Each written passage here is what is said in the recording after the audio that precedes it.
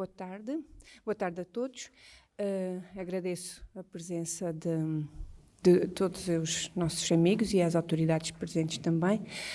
Em nome do Instituto Histórico da Ilha Terceira e do seu presidente, que hoje não pode estar conosco, faço aqui a abertura desta simples sessão de lançamento do livro Topografia da Ilha Terceira, que o nosso consórcio, o Dr. João Maria Mendes, e anterior presidente do Instituto, teve a amabilidade de coordenar, e ao Sr. Presidente da Câmara de Angra, que prefaciou a obra e também co-colaborou na sua organização. Portanto, sem mais, passo a palavra ao Sr. Dr. João Maria Mendes e agradeço a vossa presença mais uma vez. Muito obrigado. Posso olhar para ali?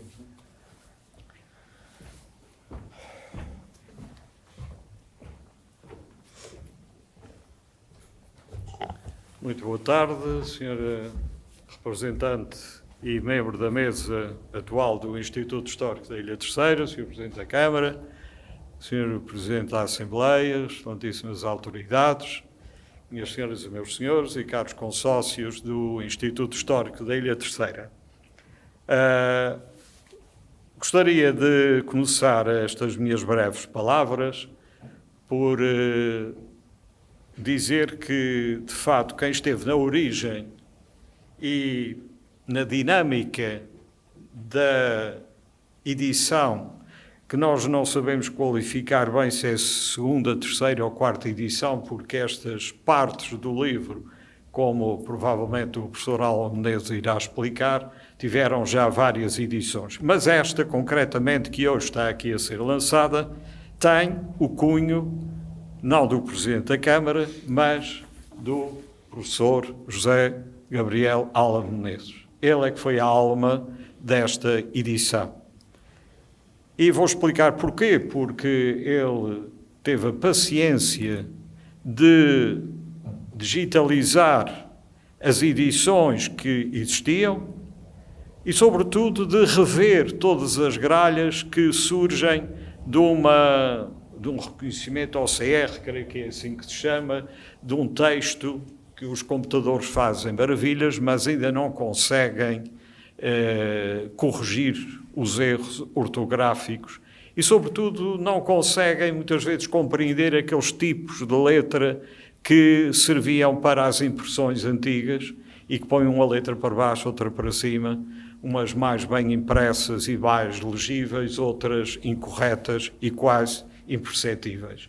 O que significa que dá um trabalho enorme para corrigir este reconhecimento OCR. E foi o Alan Menezes que teve esta paciência de santo de corrigir toda esta obra. E depois juntar um pouco as almas aos corpos, porque havia partes que não tinham sido publicadas, havia uma grande parte que eram notas posteriores de uma segunda edição, originários do Padre José Alves da Silva, e que muitas vezes confundiam que, quando estávamos a ler a edição principal, às vezes não sabíamos bem se estávamos a ler um texto do Padre Jerónimo Emiliano de Andrade ou se já estávamos a ler era um texto do Padre José Alves da Silva. Bem, e como estão a vendo, já falei aqui ainda os padres, e isto mete muitos padres aqui nesta edição, e ainda por cima me convidam para fazer esta primeira parte da apresentação. Bem, mas a realidade é esta. E se há dois que são fundamentais, que é o Padre Jerónimo Emiliano de Andrade, que é o autor inicial desta obra, da topografia da Ilha Terceira, não lhe fica atrás as notas minuciosas que o Padre José Alves da Silva, na altura Parco dos Altares, consegue recolher em toda a ilha e junta como notas de rodapé, e daí a grande confusão, porque às vezes há páginas e páginas, se forem ver a edição inicial, que são notas de rodapé e que passam a ser texto, ao fim e ao cabo, da própria edição. Como dizia, estes dois são as figuras fundamentais desta edição da topografia da Ilha Terceira. Um que rediz o núcleo essencial e a gênese dessa obra, e o Alves da Silva, que completa com muitos dados e uns anos grandes à frente, o que lhe permite recolher dados que aconteceram depois da morte do padre Jerónimo Emiliano de Andrade. Só para terem uma ideia, o padre Alves da Silva nasce já depois da morte do padre Jerónimo Emiliano de Andrade, o que significa que há aqui um espaço temporal que permite ao segundo completar muitos dados que o primeiro nem sequer assistiu porque já tinha falecido. Mas dizia que mete aqui muitos outros padres porque há aqui dois que entram aqui um pouco como se costuma dizer, como Pilatos no credo. Estão lá, mas não foram intervenientes diretos nesta obra. E o primeiro que gostaria de referenciar é um padre que ninguém ouve falar e eu só ouvi para falar com franqueza nele depois de andar metido aqui, juntamente com o Alan, na coordenação desta edição. E, aliás, o que está aqui na ficha técnica está real. Fiz uma coordenação geral, na altura era presidente do Instituto Histórico, mas a coordenação efetiva é toda obra do Alan Menezes.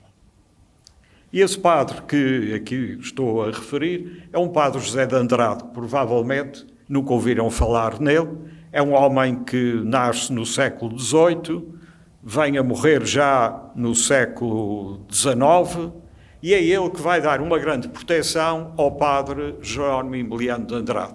Ou melhor dito, vai dar uma proteção ao menino que nasce nesta cidade de Angra, não se sabe bem aonde, é batizado na paróquia da Sé, como filho de pai incógnito e de uma senhora que também ninguém sabe bem quem é que ela era.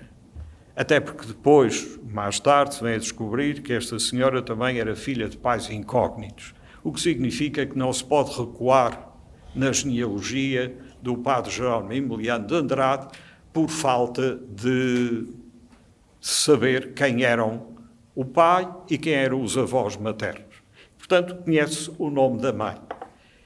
E o que ele próprio confessa num elogio que faz e que publica após a morte desse padre José de Andrade é dizer que foram ele e uma irmã que viviam aqui na Rua da Guarita, como disse, fins do século XVIII, 1700 e tal, e vêm a morrer ambos no início do século XIX, teriam uma casa mais ou menos ali perto onde é hoje aquelas ruínas que estão felizmente a ser reconstruídas do convento das Concessionistas, porque são identificados sempre nos róis de confessados da Conceição, numa rua da Conceição para São Lázaro, o que significa que seria a parte mais oriental da Rua da Guarita. E é este padre José de Andrade e a irmã que recolhem esta criança, segundo o testemunho dele, com 3 meses de idade e que lhe dão proteção, que lhe dão, mais tarde, uma educação esmerada, educação no sentido intelectual, não uma educação cívica, meramente cívica, mas uma educação literária, e que vem a descobrir que, ao fim e ao cabo, aquele menino, Jerónimo Emiliano de Andrade, desde ter idade, era de facto um prodígio, porque conseguiu rapidamente saber ler e escrever, rapidamente conseguiu, inclusivamente, ler e traduzir latim, o que, de facto, significa que deveria ser e deveria ter uma inteligência acima do comum. E este padre José de Andrade, curiosamente, ele é metade oriundo de Santa Maria, pelo pai, e a outra metade, pelo lado da mãe, é oriundo de gente aqui do Porto Judeu. É um homem também curioso, porque o pai era marítimo, segundo as notas que consegui recolher. Era um homem que andava embarcado continuamente. Aliás, ele casa aqui na Conceição de Angra, com uma senhora nascida já aqui na Conceição de Angra, mas os pais eram ambos de Porto Judeu. E o pai dela tinha estado no Brasil, segundo notas também consegui recolher, e provavelmente teriam alguns proventos, e com esse dinheiro conseguiram comprar uma taberna num sítio que está localizado num chafariz atrás da igreja das Capuchas de São Sebastião. Ou seja, onde está hoje mais ou menos situado o Hotel Cruzeiro.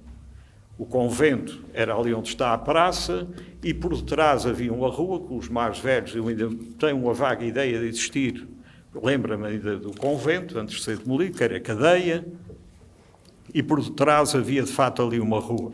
A taberna dos pais do Padre José Andrade, como é evidente, não me lembro dela, mas seria mais ou menos aí. E o pai do Padre José de Andrade morre num naufrágio, deixa a família um bocado em situação periclitante e esse jovem José de Andrade também era muito inclinado às letras, mas não tinha dinheiro para estudar. Estamos a falar 1770, 1780, numa época tremenda. Não havia escolas, a única hipótese que ele teria, provavelmente, era ir para o convento de São Francisco, porque, entretanto, os jesuítas já tinham sido expulsos, e a única escola que havia aqui era o convento de São Francisco.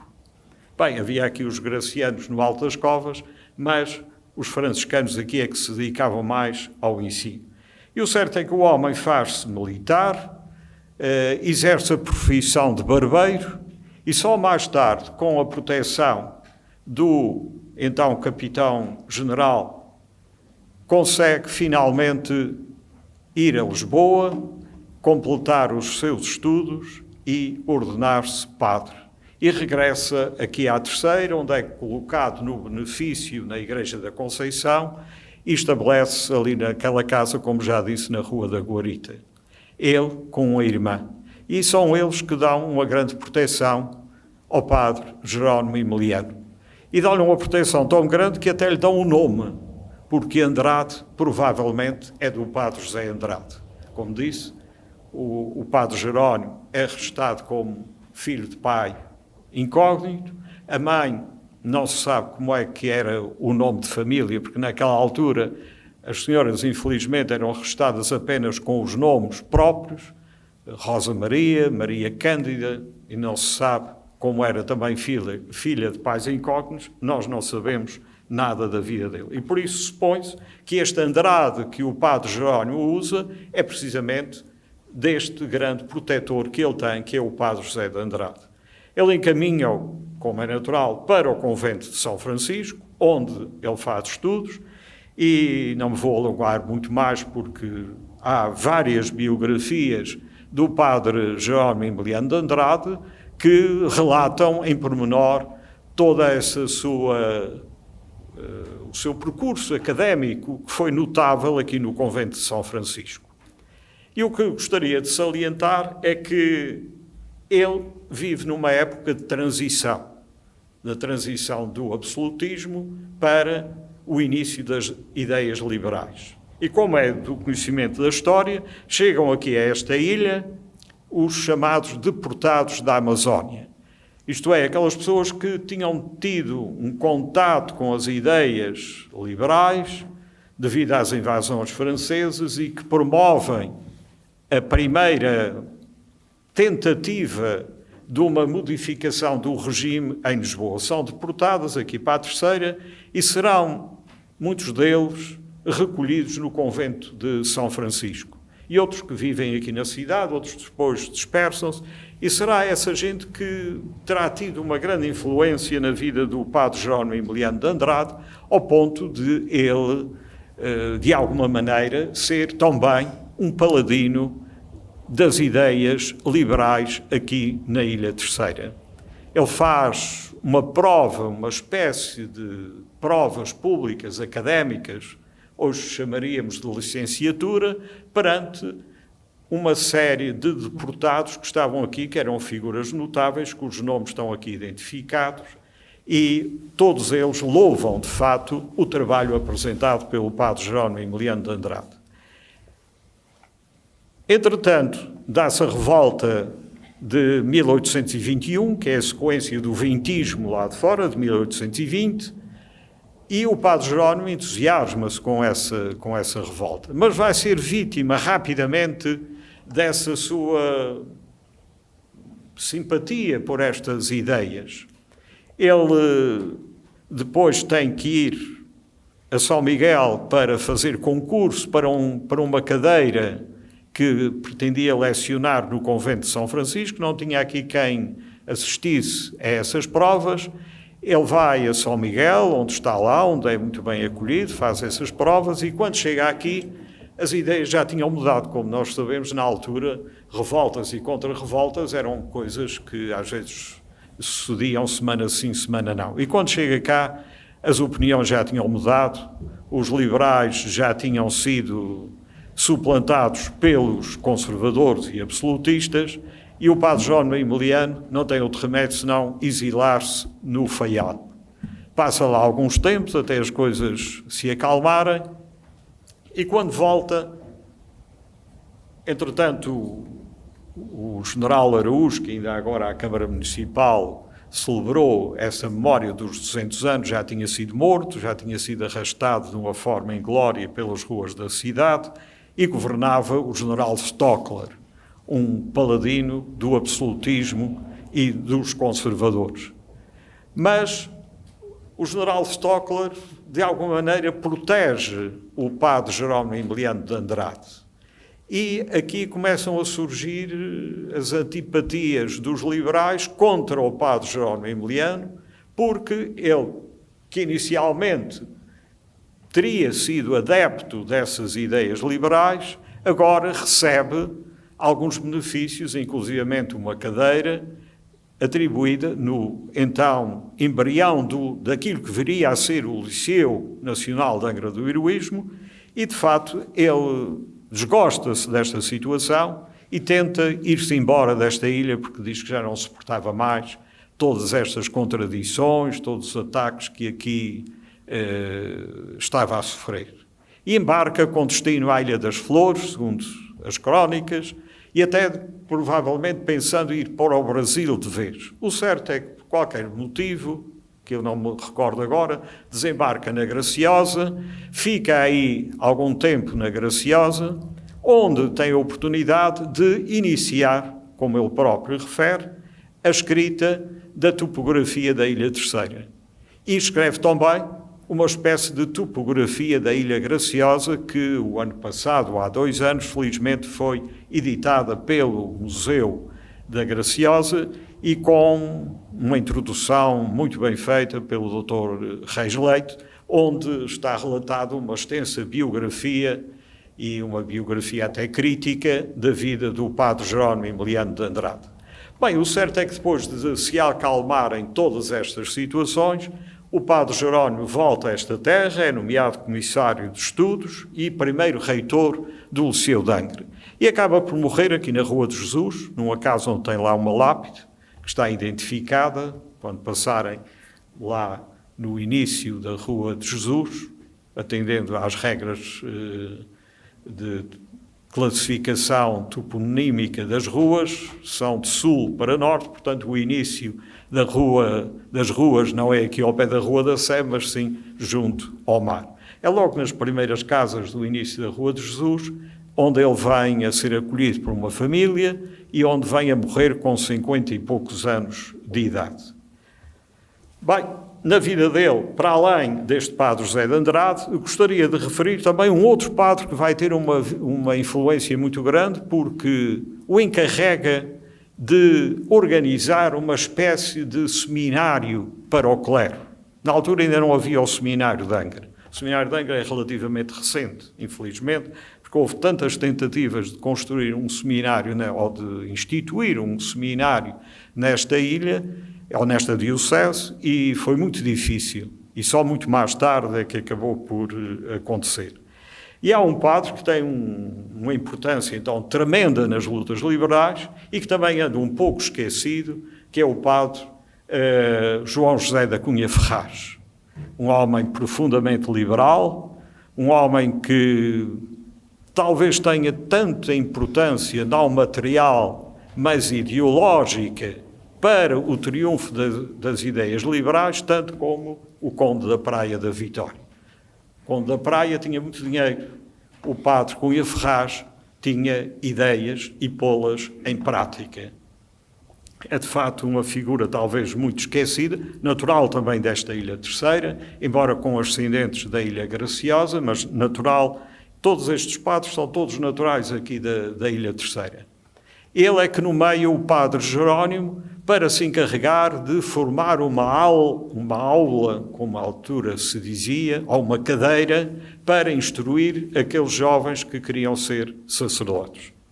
E depois, mais tarde, há então um leigo, que não era padre, o governador civil, Silvestre Ribeiro, um homem que também com uma grande importância aqui nesta ilha, embora não seja natural de cá, que o vai encarregar precisamente da organização do liceu. Os outros dois padres que entram aqui, o padre José Alves da Silva, é natural aqui da Conceição de Angra, nasce na Rua do Cruzeiro. Parece-me que agora que já consegui identificar qual era a casa que ele nasceu. O pai era oriundo da Graciosa e a mãe aqui da Terceira. O pai também, curiosamente, tinha uma taberna ali na Rua do Cruzeiro e esse já segue uma vida perfeitamente normal para os parâmetros. É um homem do fim do século XVIII, princípio do século XX, ele já vem a morrer no século XX, e tem uma formação sacerdotal normal, ordena-se também normalmente, é colocado na Calheta, em São Jorge, é a primeira colocação que ele tem como sacerdote, e de lá é colocado nos altares. Colocado por aquelas vias que existiram até 1911, isto é, numa altura em que, e desculpem estar-me talvez a desviar aqui, mas esta situação é muito importante, porque o clero, e esta diocese em especial, dado pertencer à Ordem de Cristo, estava perfeitamente funcionalizada. Isto é, desde o bispo até ao mais simples padre, eram praticamente funcionários do Estado.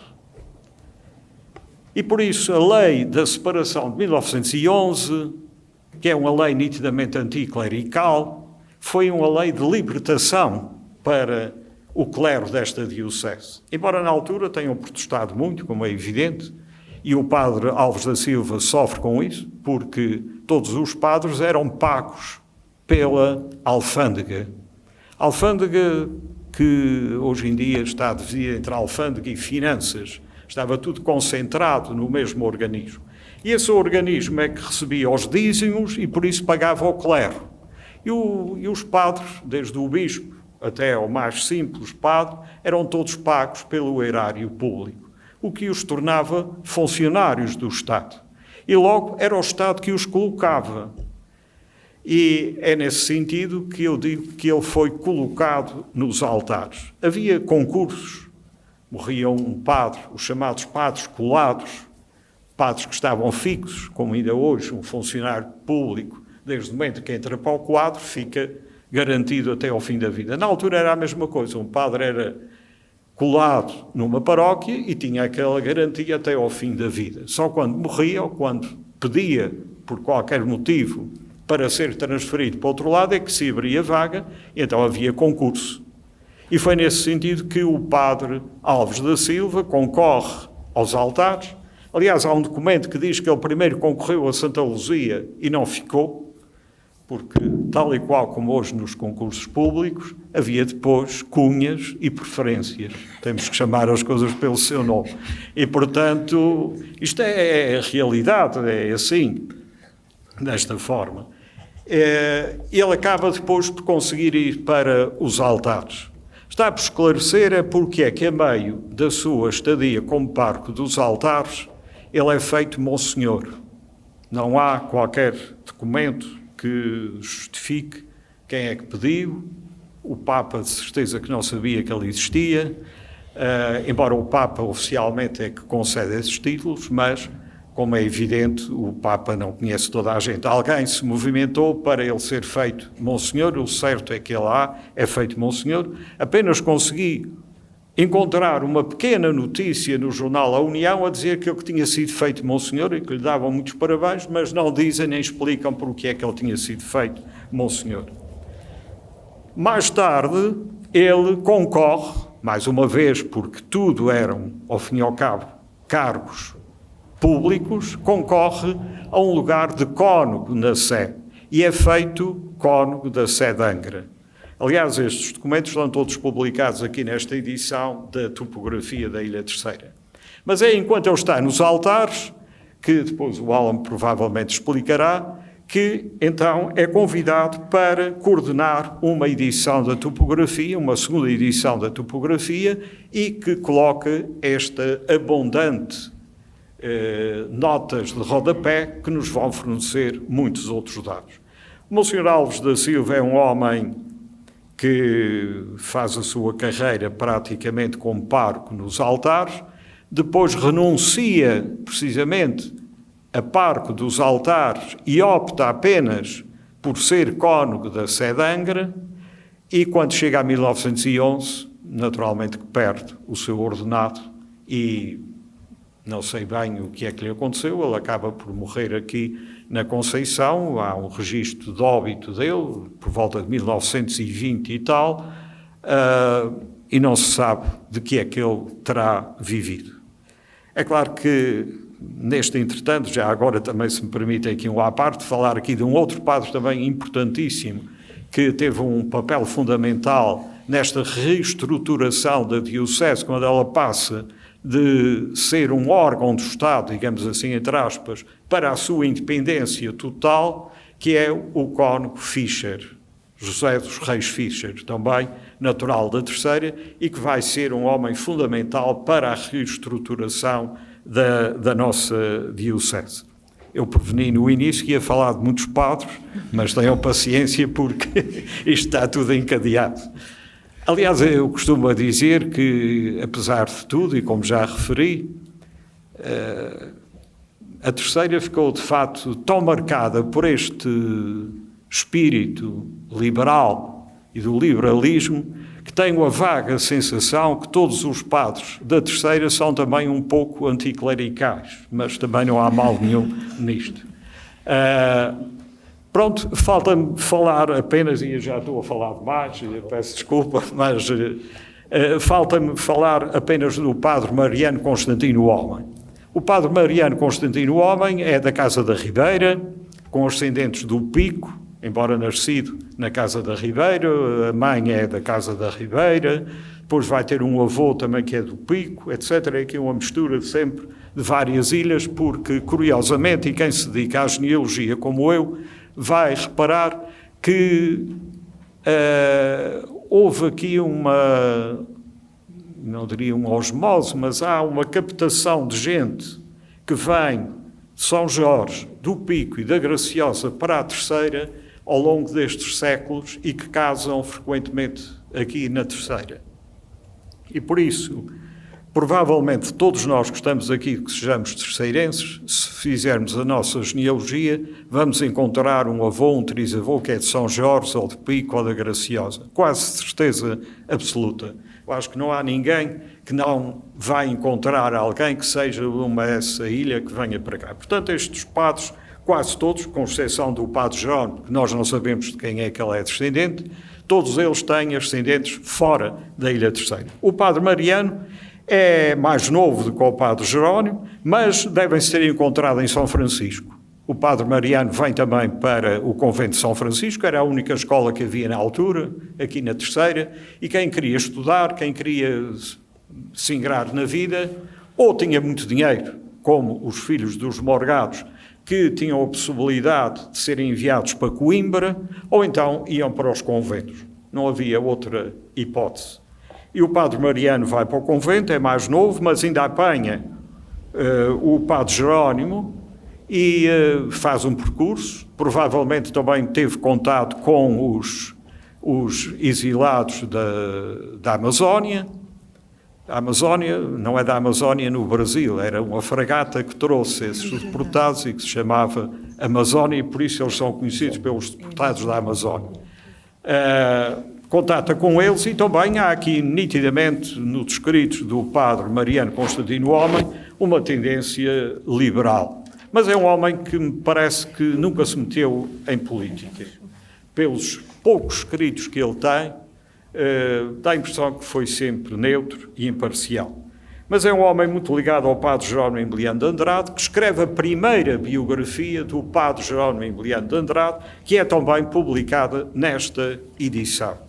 Ele próprio diz que sempre esteve muito ligado ao padre Jerónimo e ele morre-lhe nos braços. Ele é depois feito também padre secular, quando são extintas as ordens religiosas em 1830, passa por ser pároco das Fontinhas e depois é nomeado professor do Liceu de Angra, onde faz a sua carreira até aos fins dos seus dias.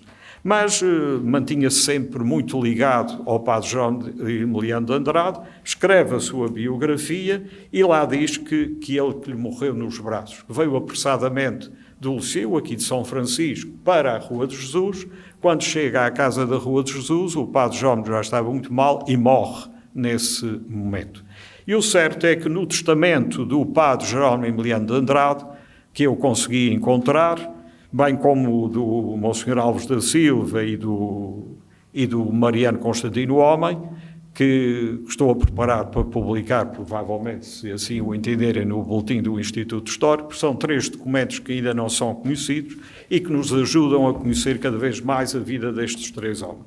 Infelizmente, o padre José de Andrade, no registro de óbito dele, diz que ele fez testamento, mas no tabelião que está lá referido, e com a colaboração dos técnicos da Biblioteca de Angra, infelizmente nunca conseguimos descobrir o testamento do padre José de Andrade, porque seria curioso saber se ele deixa alguma coisa ao padre Jerónimo. O certo é que o padre Jerónimo, no seu testamento, é explícito em que deixa aquilo que nós hoje diríamos os direitos de autor sobre as suas obras e deixa todos os seus escritos ao padre Mariano Constantino Homem. E vai ser o padre Mariano Constantino Homem um pouco o guardião destes escritos do padre Jerónimo e que faz algumas publicações. E ele tem uma passagem curiosa que diz, num desses livros que ele publica, que o padre Jerónimo lhe tinha dito que ele que nunca publicasse nada dele. Depois da morte dele, que não queria que publicassem mais nada, porque não podia corrigir nem emendar alguma coisa que pudesse estar mal. E o padre Mariano diz que cumpriu rigorosamente todos os pedidos que o padre Jerónimo tinha feito, menos este, porque achou que era tão importante publicar as obras do padre Jerónimo que desobedeceu e publicou mesmo, como de facto publicou. Portanto, são estas as figuras intervenientes nesta obra, na topografia da Ilha Terceira, uns diretamente porque a escreveram, outros porque tiveram muita influência na vida destes autores. E, finalmente, quem tem a primazia agora desta edição é o Alan Menezes, a quem eu passo a palavra e peço desculpa de me ter alongado tanto, que não era a minha intenção falar tanto. Muito obrigado.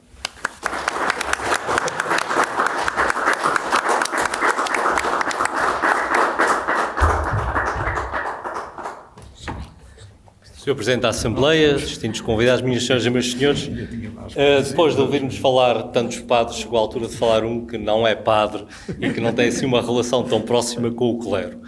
Mas a verdade é que este livro, aliás, não é apenas este livro, uma boa parte da literatura mais antiga sobre o nosso arquipélago tem origem entre o clero. E isso tem uma explicação, eram aqueles que eram letrados, que sabiam escrever e que tinham a capacidade de o escrever.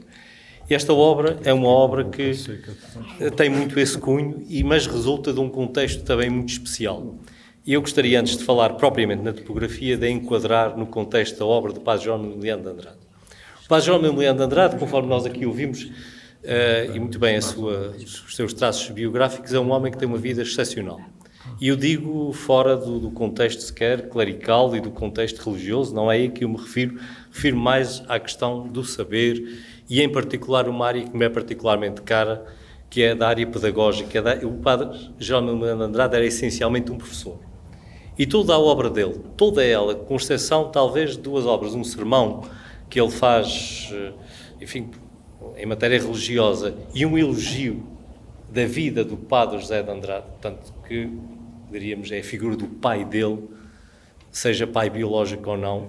Há uma razoável probabilidade de ter sido também pai biológico. A mãe vivia algures ali no que é agora a Canada do Barreiro, e o futuro padre Andrade tinha ali a sua taberna, foi barbeiro, enfim, teve a sua vida, e a verdade é que ele era um homem com 32 anos quando adotou esta criança. Portanto, ou adotou por uma questão de caridade, ou havia outros motivos, mas aí isto é pura especulação, como é óbvio. Mas a verdade é que a obra do padre Jerónimo de Andrade é uma obra que está toda ela voltada para o ensino, toda ela voltada para a propagação do conhecimento. E é uma obra imensa, e com uma diversidade de temas que nos deixa, nos dias de hoje, absolutamente espantados. Tem desde um manual voltado para o ensino da aritmética, portanto, na área da matemática, a um manual para francês, para latim, a um livro destinado à instrução de quem queria fazer o exame para ser padre, até, obviamente, a temas como esta topografia, ou como a topografia da Ilha Graciosa, que é, enfim, embora de menor volume, semelhante a esta. Ou seja, um homem que escreve sobre praticamente tudo o que eram as matérias do ensino do seu tempo, e escreve sempre com um objetivo claramente pedagógico e claramente voltado para o ensino, incluindo esta obra, que hoje dificilmente nós a poderemos classificar como sendo um manual. Ele, logo na dedicatória, diz oferecida à mocidade terceirense, e depois diz pura e simplesmente que, explicando porque é que é oferecida à mocidade terceirense, diz assim: desde há muitos anos tem sido geralmente desejado nesta ilha terceira um livro em que a mocidade terceirense pudesse encontrar uma descrição dos lugares mais notáveis e das particularidades mais insignes, bem como uma exata notícia dos feitos brilhantes de que tem sido o ilustre e memorável teatro. Nada pode ser mais vergonhoso ao homem de educação que desconhecer as vantagens e as riquezas da terra que lhe deu o ser e ignorar os acontecimentos heroicos que nela se passaram. E é este o lema desta obra que está aqui a ser apresentada. Uma obra dedicada à mocidade terceirense, com este objetivo de educar, de ensinar, dar a conhecer esta terra e aquilo que aqui aconteceu. E, aliás, ao longo de toda a obra, há sempre este pendor de natureza pedagógica. Isto não é um manual, não está escrito como um livro enfim, destinado a uma escola, mas é um manual para outra via. E a verdade é que este livro, o seu primeiro volume, foi adotado como manual de ensino no antecessor do Liceu, uma academia que funcionou ali na Boa Ordem, na Terra Cheia, foi antecessor do Liceu, e adotou este livro como o livro de texto que era usado naquilo que seria o então ensino inicial. A primeira parte do livro. E eu já chego à questão das partes. Ou seja, o padre Jerónimo Emiliano de Andrade é um homem que se dedica de alma e coração ao ensino e que praticamente tudo o que faz a pensar no ensino e a pensar na educação da mocidade. É esse o lema que está aqui em todo este livro. E por isso o livro tem necessariamente esse pendor de demonstração do que existe e o que é que se devia saber. E este objetivo de dar a conhecer a terra às pessoas continua a ser um objetivo muito atual. Eu poderia voltar a repetir como o padre Jerónimo, que nada há de mais vergonhoso que um homem não ser capaz de conhecer ou não conhecer as características e a história da terra que lhe deu o ser, da terra em que nasceu. E infelizmente esse é um objetivo que passados 200 e muitos anos ainda não foi plenamente atingido. Mas a verdade é que continua a ser de facto por isso mesmo este livro um livro extremamente atual. Depois, portanto, percebendo esta lógica da obra de padre Jerónimo Emiliano de Andrade, há que perceber também, para percebermos o livro, já passando diretamente à apresentação do livro, perceber um bocadinho as leituras do padre Jerónimo Emiliano de Andrade. Nós, quando vamos percorrendo o livro, vamos percebendo o que é que o movia e o que é que ele lia. O padre Jerónimo Emiliano de Andrade nunca saiu deste arquipélago, não há notícia disso. Teve um período de cerca de 2 anos de exílio na Graciosa, em que uma parte deste livro é escrita na Graciosa e o outro que foi publicado em 2019 sobre a Graciosa é escrito nessa altura, volta à terceira. Tem um exílio de quase 2 anos desculpa, é ao contrário, um exílio de quase 2 anos no Faial, depois um exílio de quase 2 anos na Graciosa, e quando falo em exílio é mesmo exílio, a vida dele aqui corria risco, naqueles tempos revolucionários, e, portanto, ele exila-se e vive nos conventos franciscanos da Horta e de Santa Cruz da Graciosa, e começa a escrever esta obra. E para percebermos também um bocadinho o que é que ele lia e como é que a obra nasce, é preciso perceber que naquela altura, publicados sobre a história dos Açores, havia muito pouco. Havia uma obra que era aquele que todos liam, a História Insulana, que era a única obra que estava publicada e impressa. Depois havia notas que circulavam de mão em mão, mas que não eram obras impressas. O doutor Gaspar Frutuoso ainda não tinha sido publicado. Era conhecido apenas de poucos, e os manuscritos nessa altura estavam muito bem guardados e fora de circulação. A obra completa de Gaspar Frutuoso apenas é publicada em 1966, já no século XX. Foi saindo bocadinho aqui, bocadinho ali, citação aqui, situação ali, mas ninguém conhecia a obra toda, e claramente o Padre Jerónimo não a conhecia. Conhecia, enfim, por interposta pessoa, essencialmente através da História Insulana, e é a partir daí que ele escreve uma boa parte da vertente histórica. Também nesta altura viajar não era fácil, mesmo viajar dentro da Ilha Terceira. Ele diz que para descrever alguns lugares da Ilha Terceira teve que recorrer a pessoas que foram lá ver e que lhe disseram o que é que lá havia.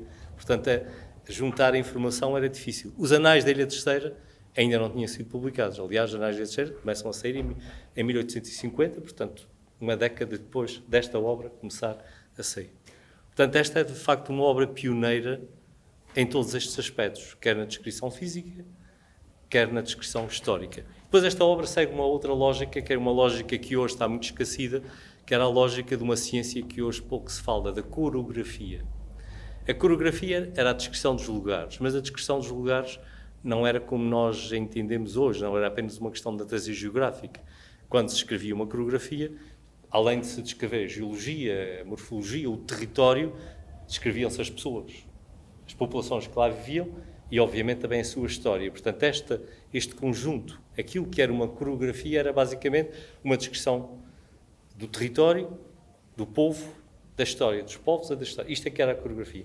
Este livro é, de facto, uma coreografia no sentido mais clássico do termo, e o Padre Jerónimo segue essa coreografia. O que quer dizer que ele conhecia esta ciência, e é uma ciência que começou a surgir ali nos finais do século XVIII. Ele leu isso, leu coreografia. Além disso, percebe-se que ele lia francês e lia latim.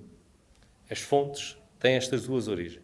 E é engraçado ver que o Padre Jerónimo se interessou por aquilo que nós hoje diríamos que são ciências exatas ou ciências da natureza. Nota-se que ele leu os cientistas franceses do fim do século XVIII, talvez com algum atraso, com uma década de atraso em relação ao seu tempo, mas ele estava muito atualizado do ponto de vista científico. É engraçado ler o capítulo em que ele descreve o Ramo Grande e descreve os sismos, e em particular um capítulo que ele dedica às Fontinhas, que tinha sido epicentro de um sismo em 1841, portanto há um ano ou dois atrás, quando o livro tem a sua edição pública, em que ele vai buscar as teorias de um senhor chamado Eugène Patrin, que é um cientista francês, que naquela altura deu a primeira explicação da origem dos sismos e dos vulcões. Uma explicação hoje nós percebemos que estava muito longe da realidade, mas uma explicação que já mete eletricidade, eu chamava os fluidos elétricos, e que já mete questões de pressões e questões pneumáticas já com algum grau de profundidade. Portanto, o Padre Jerónimo não era um homem só voltado para a história, nem era um homem alheio à ciência do seu tempo. Ele, e isso é que para mim me espanta, é vivendo neste arquipélago, nunca tinha saído do arquipélago. O mais longe que ele foi Ponta Delgada e Horta, e Graciosa, foram as viagens dele. Com a formação integralmente aqui, ter uma formação que, para o tempo, era avançada. E a verdade é que ele trata aqui assuntos da área à qual eu sou mais sensível, na área das geociências e da biologia, da biodiversidade, com um grau de profundidade notável e demonstrando leituras, essencialmente francesas, muito ao seu tempo. O que quer dizer que o Convento de São Francisco tinha uma biblioteca, nos dizia, uma livraria aberta às ciências e aberta aos livros do seu tempo. Depois é um homem com convicções muito fortes, convicções democráticas muito fortes. ele tem um capítulo sobre a imigração, em que ele faz uma defesa da liberdade individual que só no século XX é que nós a vemos feita com convicção. É de tal maneira que o padre Alves da Silva, que escreve quase um século depois, ele estava a escrever nos anos de 1830, 1820, o padre Alves da Silva começa a escrever em 1891 e acaba em 93. Portanto, estamos a falar, enfim, 70 anos depois, o padre Alves da Silva acha-se na obrigação de, enfim, lhe dar aqui uns toques dizendo este senhor é demasiado democrata, isto não pode ser assim. Porquê? Porque nós vivemos ao longo de todo o século XIX e ainda entramos pelo século XX diante aqui numa luta de classes muito grande, muito forte na Ilha Terceira, entre, enfim, a visão fisiocratista do mundo, seja que a riqueza vinha da agricultura, a agricultura precisava de terras, era preciso desbravar os baldios e acabar com os baldios, e precisava de braços, precisava de homens que trabalhassem na agricultura. E, portanto, só havia duas coisas a fazer: proibir a imigração, para que houvesse homens que trabalhassem na agricultura, mesmo que morressem à fome, mas tinham que estar aqui a trabalhar porque não podiam sair, porque a Terceira precisava desses braços, e o desbravar das terras. O padre Jerónimo faz uma defesa da liberdade das pessoas saírem daqui, da liberdade individual. Nada é mais sagrado, diz ele, do que um homem ter o direito de ir para onde quer. O que acontece é que as coisas aqui na Terceira foram a um ponto que se criou uma polícia chamada a Polícia Repressiva da Imigração, que tinha como objetivo andar aí a vigiar a costa para que ninguém migrasse. E criaram-se regulamentos. Há um artigo que não está aqui, mas que está num jornal em que ele foi o principal redator, que é o Anunciador da Terceira, um dos primeiros jornais que se publicou aqui, que é uma peça notável sobre uma portaria do Governador Civil que faz a seguinte coisa: imigrar só pode imigrar quem não tenha profissões ligadas à terra. Quem é lavrador e quem é pescador, esses não podem imigrar. Os outros podem imigrar. Faz uma discriminação e obriga as pessoas a ficar. E ele, numa resposta a essa portaria, faz uma crítica profundíssima e aponta a enorme injustiça que isto era. Ou seja, na verdade, estávamos a condenar estas pessoas a serem autênticos servos. Não podiam sair da ilha, tinham que trabalhar na terra dos senhores, não podiam ter a terra, e mesmo quando se quis dar terra a esses, que foi através da divisão dos baldios, que eram os baldios municipais da altura, o que se fez foi uma falsa distribuição de terra, porque quem ficou com a terra foram exatamente os mesmos senhores, e os servos continuaram servos. Aliás, pioraram a sua situação. E isto está muito patente na obra. Portanto, é um homem com convicções muito sérias, muito fortes e muito atuais. Eu, depois de ler o padre Jerónimo de Andrade, mudei muito a minha opinião sobre aquilo que se aprendia no Convento de São Francisco, em que, de facto, o Convento de São Francisco, para além de avançado do ponto de vista científico, também do ponto de vista do respeito por aquilo que nós hoje chamamos de direitos humanos, estava muitas décadas à frente daquilo que veio a ser a nossa história. Nós temos um homem em 1891 a dizer que não podia ser assim, que era preciso proteger o desenvolvimento da nossa terra, não podíamos deixar as pessoas emigrar, que havia valores superiores aos direitos do indivíduo, à liberdade individual. Portanto, isto é para vos situar a obra do padre Jerónimo. Portanto, é uma obra que tem este caráter. Depois é uma obra que teve um conjunto de vicissitudes que eu agora gostaria de vos explicar. Ele começou a escrever estes textos para um jornal. E na altura o jornal era para manter... Isto é uma história interessante, que é ao contrário do que nós às vezes pensamos. Há um jornal que é publicado para manter uma tipografia. A primeira tipografia privada que existiu aqui nesta terra. Começou a funcionar nos finais da década de 30 do século XIX. E ele, a partir ali de 1842, começa a publicar a obra tipo folhetim, em fascículos. O jornal, ao contrário do que nós hoje achamos que o jornal é essencialmente algo de noticioso. A maior parte destes jornais iniciais não tem nada a ver com notícias. As notícias geralmente são reduzidas a uma tirinha que diz já agora aconteceu não sei o quê. A maior parte do texto são textos de natureza doutrinária ou de natureza moral ou outra coisa qualquer. E o padre Jerónimo escreve a primeira parte da tipografia, que ele escreveu-a no exílio, mas publica para, já agora, ajudar o dono da tipografia, que precisava de manter a tipografia viva, e, portanto, foi publicando um jornal chamado O Anunciador da Terceira. E, portanto, a primeira edição da parte topográfica, ou seja, da descrição do território sai por esta via. E ela depois, quando é passada em 1845 a livro, tem algumas pequenas diferenças. Eu estive a comparar os dois textos, mas diferenças de pormenor. Essencialmente, a primeira edição da primeira parte desta obra saiu nesse jornal chamado O Anunciador da Terceira, e só depois então é que foi reunido em livro. Claro que é um livro impresso na mesma tipografia, com os mesmos caracteres e o mesmo papel que se usava para fazer o jornal, portanto, pobríssimo do ponto de vista físico, até de leitura relativamente difícil, porque a impressora não era assim de grande qualidade, devia ser com aquelas quadros em madeira e tipos em chumbo, e, portanto, é com impressão muito irregular, portanto, é pobrinho, mas essa é que é a primeira edição da primeira parte da obra. A primeira parte é uma obra muito interessante, porque ele começa por uma descrição do arquipélago e depois começa uma descrição minuciosa da Ilha Terceira, descrição física. Começa aqui em Angra e vai dando a volta à ilha, vai daqui até à praia, gasta uns bons capítulos sobre a praia e o Ramo Grande, que considera como talvez a parte mais interessante e mais importante da ilha, e depois dá a volta para o outro lado e chega outra vez a Angra. E tem, capítulo a capítulo, freguesia a freguesia, uma descrição minuciosa do território e das freguesias. Portanto, é uma descrição sobre a Angra e sobre a praia, tem capítulos específicos, em que tem os principais monumentos, os principais edifícios, as principais praças, enfim, uma descrição bastante pormenorizada de Angra e da praia. E isto aqui é a primeira parte da obra. Esta primeira parte da obra saiu, volto a repeti-lo, primeiro no jornal, depois em volume autónomo.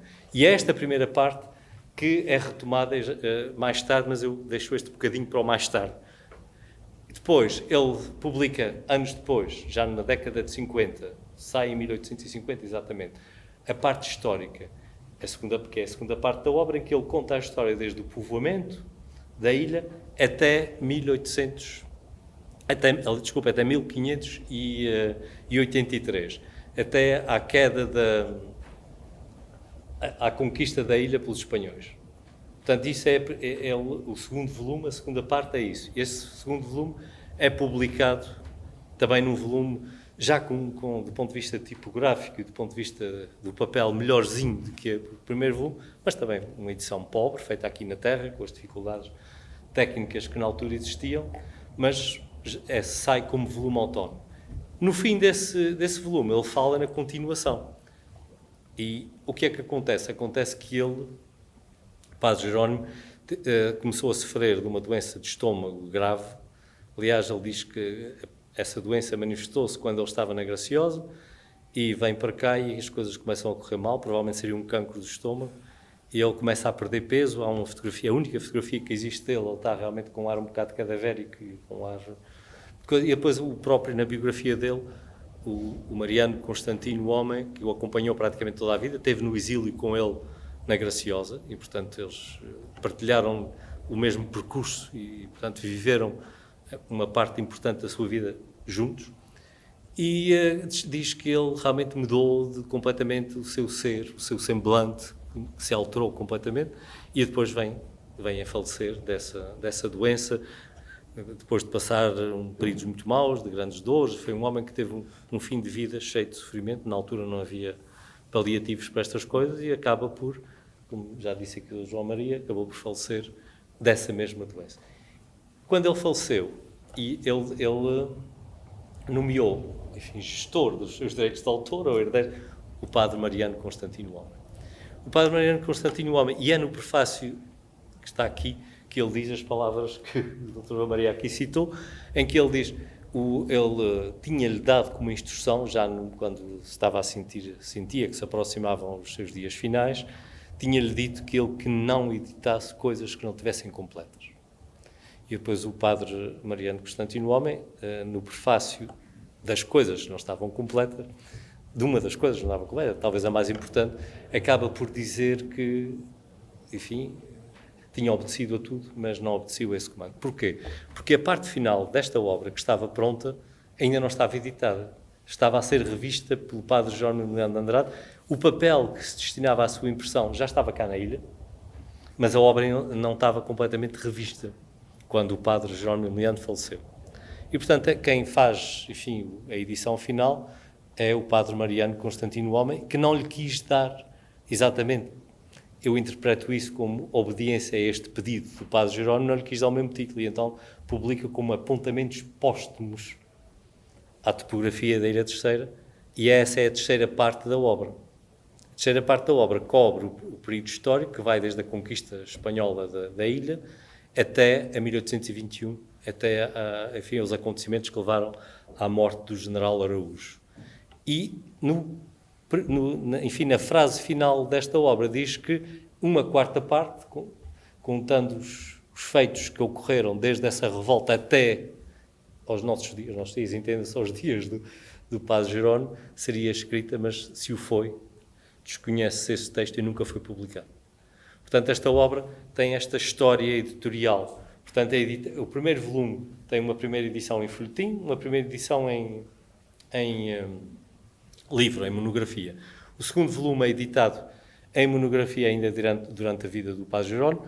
O terceiro volume aparece com o título de Apontamentos Póstumos, já depois da morte do Padre Jerónimo.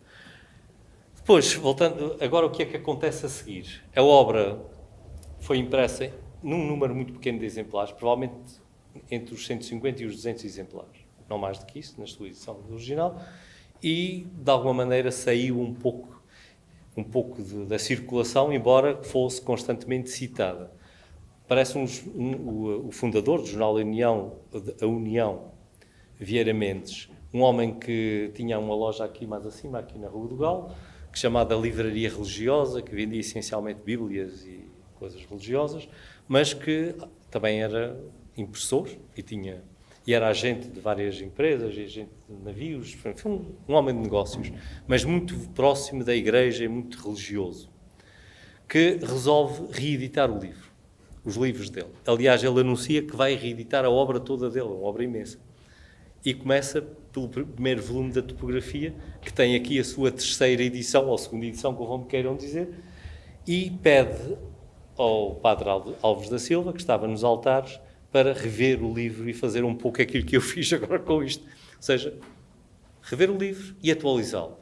O que é que faz o Padre Alves da Silva? Manda uma carta a todos os párocos da ilha, pedindo informações sobre as respectivas paróquias. Há uns que não respondem, há outros que respondem enviando 100 páginas, há outros que mandam uma notazinha.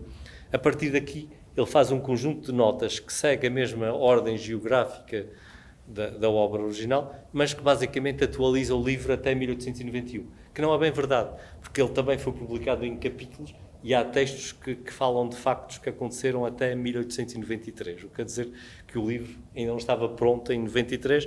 Nas freguesias mais aqui do Oeste, que foram as últimas a ser publicadas, as notas são mais recentes. A verdade é que o Padre Alves da Silva consegue pegar um livro que era um livro relativamente pequeno, tinha umas 150 páginas, e transformar num livro de quase 400 páginas. Ou seja, as notas que ele faz, em alguns casos, são bem mais volumosas do que o texto original do Jerónimo Emiliano de Andrade. Nesta publicação, as duas coisas aparecem imbricadas, o que tornava muito difícil a leitura. Aqui optou-se por publicar o texto original do Padre Jerónimo Emiliano de Andrade todo corrido e colocar como, enfim, num capítulo autónomo, as notas do Padre Alves da Silva, que dão quase um outro livro, não é? E que o continuam. E, portanto, este livro... continuando esta história, no fim da obra, o editor promete que vai continuar a editar a obra do Padre Jerónimo de Andrade, mas alguma coisa aconteceu e que nada disso realmente sucedeu, e a verdade é que o único volume que teve segunda edição foi o primeiro. O segundo e o terceiro nunca tiveram segunda edição. Esta obra depois acabou por ser super citada e servir de base a praticamente tudo o que se escreveu sobre a Ilha Terceira nestes últimos 2 séculos. Ainda hoje, quando nós vamos à Wikipédia, que é a coisa mais recente, a maior parte do texto que lá está sobre as freguesias da Terceira traça as suas raízes, vem parar aqui. Os livros do Sampaio, que também já foram aqui apresentados e também foram publicados pelo Instituto, são uma espécie de atualização deste, mas na verdade este livro acabou por ser um livro seminal. Mesmo os Anais da Ilha Terceira, que são publicados já depois disto, vão buscar aqui algumas coisas, e portanto há aqui este livro, eu diria que é o embrião depois de toda uma linha editorial que vem até o século XX, que entra pelo século XX dentro. Claro que foi sendo atualizado, as coisas foram mudando, mas a verdade é que a base continua a ser sempre a mesma. Portanto, este livro tem esta enormíssima importância de ser, digamos, um livro seminal para o conhecimento da Ilha Terceira. Aliás, as obras de Padre Jerónimo de Andrade acabaram por ser obras. Eu não conheço nenhum autor açoriano que tenha tido um conjunto de edições tão grande. Os seus manuais continuaram a ser editados em Lisboa e até em Goa, até aos anos 80 e 90 do século XIX. Ou seja, o Padre Jerónimo já tinha morrido há 50 anos e os livros dele ainda se editavam, os manuais escolares. Aliás, seria interessante alguém que um dia pudesse juntar tudo isto, porque é difícil de perceber, porque depois, na altura, as citações também não se faziam sempre muito bem e há pequenas variações de título e não dá para perceber se é a mesma obra ou não, tem que mesmo que se ler tudo para perceber se é a mesma coisa, mas a verdade é que o Padre Jerónimo continua a ser publicado por aí adiante, enquanto, particularmente, as obras na área da gramática da língua portuguesa, continuaram a ser usadas como manuais escolares durante quase um século. Portanto, é um homem que deixou esta marca no ensino que perdurou muito para além da sua vida. E a verdade é que este trabalho que o Padre Jerónimo de Andrade deixou, esta obra que ele deixou, não podia nem devia passar ao esquecimento e era preciso trazê-la à luz. E o que nós temos aqui, graças também aqui ao empenho do Instituto, e eu agradeço ao Instituto a oportunidade que nos deu de fazer esta edição, em conjunto de Câmara e Instituto, porque conseguimos finalmente juntar todas estas pontas que andavam soltas por todos estes lados, em que era só mesmo alguém muito dedicado e muito especializado a que conheceria, juntá-las todas num volume único, em que nós colocamos aqui dentro não apenas todas as partes do livro na sua edição atual, mas também um conjunto de informação, e aí agradeço ao João Maria o trabalho que fez no estudo das biografias dos outros intervenientes, e uma biografia, a melhor biografia que existe do Padre Jerónimo ainda hoje, que é escrita exatamente por quem viveu com ele, que é pelo Padre Mariano, que conta a vida dele, claro que talvez para o nosso gosto hoje, enfim, de uma forma um bocadinho encomiástica demais, quase que o coloca ao lado dos santos, mas a verdade é que, do ponto de vista factual, é quem melhor o conhecia e quem melhor descreve a vida. E a verdade é que, com esta obra, nós damos mais digamos, um novo fôlego a um trabalho que marcou a cultura desta terra e que ainda hoje tem um significado muito importante. É uma daquelas obras que quem quiser conhecer a Ilha Terceira nunca pode deixar de ler, tem mesmo que a ler, porque de facto ela é a raiz de praticamente tudo o que veio a ser publicado mais tarde. E para terminar, porque enfim já vai longa a apresentação, também queria louvar a forma física do livro. Ou seja, não é apenas um livro, não é apenas o conteúdo, também é a junção e a verdade é que este volume saiu com a dimensão certa do ponto de vista da lombada e do manuseio e saiu com o tipo certo, com páginas que dá para ler sem dificuldade e creio que com esta edição nós, enfim, colocamos o Padre Jerónimo em condições de ser lido mesmo pelos mais jovens e, portanto, dá-se-lhe aqui outra leitura. O trabalho que foi feito também incluiu a atualização ortográfica, portanto o livro tinha grandes variações ortográficas, o Padre Jerónimo, como aliás era típico daquela altura, não escrevia sempre as palavras da mesma maneira, portanto foi preciso atualizá-lo ortograficamente, resolveram-se também gralhas e falhas porque a impressão não era perfeita, havia páginas trocadas, havia um conjunto de questões de natureza técnica que foram corrigidas e nós hoje temos um livro que do ponto de vista gráfico e do ponto de vista do arranjo, e aí mérito do paginador, está excelente, está cómodo, está fácil de ler e é uma leitura interessante. E é particularmente interessante quando nós olhamos para o Padre Jerónimo com esta visão do século XXI e daquilo que aconteceu, particularmente nas questões que dizem respeito à democracia, à liberdade e à justiça, em que o Padre Jerónimo de facto era um homem que eu diria hoje perfeitamente dos nossos dias. Ele não podia ser mais atual. E vale a pena ler, portanto fica aqui a minha recomendação. É uma daquelas leituras que é interessante, particularmente para quem é da Terceira e queira conhecer a história da sua freguesia e a história daquilo que aconteceu em cada um dos nossos lugares. Muito obrigado pela vossa paciência.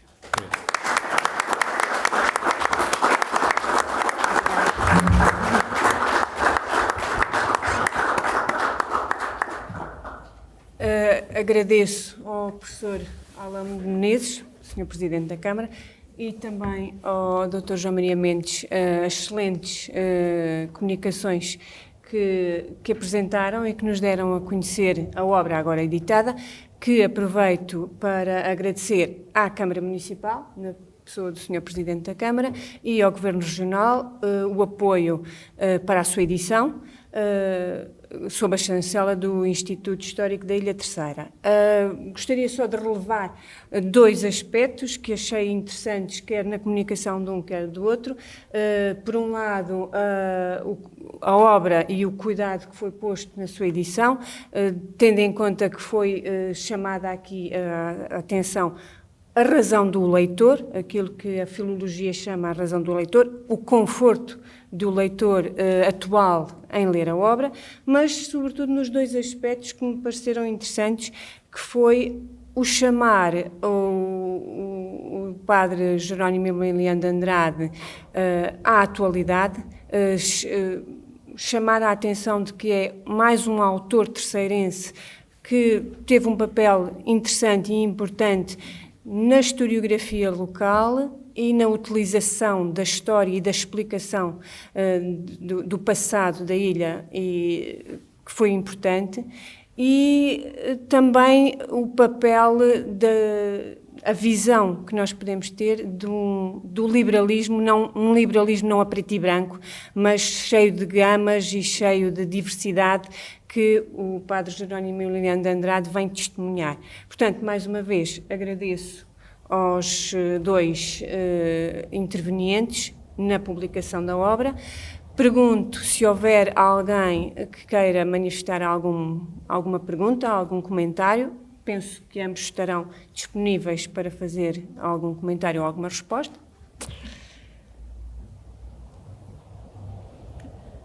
Não havendo, sugiro umas boas leituras de férias e obrigado a todos pela vossa presença e continuação de um bom sábado. Obrigada.